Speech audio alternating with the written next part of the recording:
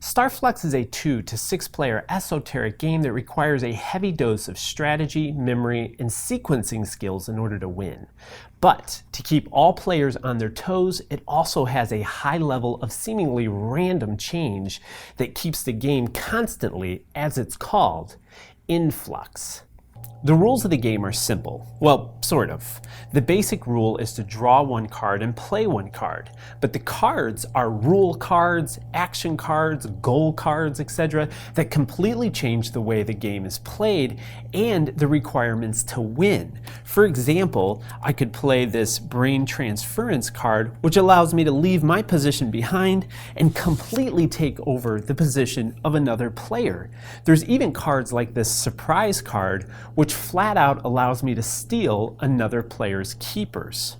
The general concept is to collect keepers in a pot in front of you and avoid creepers and fulfill the current goal card at that time, which is usually a combination of keepers minus the creepers.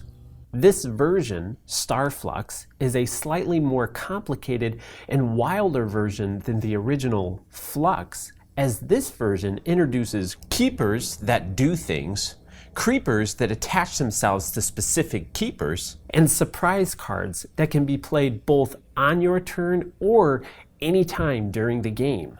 So let's say it's my turn. None of the other cards are affecting me right now, so the only thing I have to pay attention to are the current rule cards, which are draw 5, play 2, keeper limit 3. Well, that's not an issue because I only have one keeper, and it's the robot. So I can draw 5, 1, 2.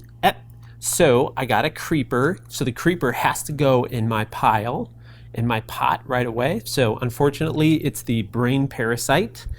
So I immediately replace that card, so I'm actually at 2, 3, it's another creeper.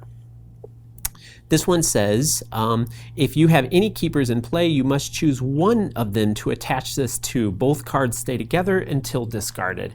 So unfortunately, my robot now has become evil, unfortunately. So there we go. So I think I was at 3, so this would make, actually this would make 3, 4, and 5. So I can play 2. Coincidentally, I have this goal, which I'll play right away, which says the robots have turned against us. If you have the evil and a robot on the table, you win the game. And of course, I do have an evil robot on the game, so I win. So if you want to boldly go where no man has gone before, or you just want to geek out with your friends on a Saturday night, Star Fluxx is the way to go to infinity and beyond.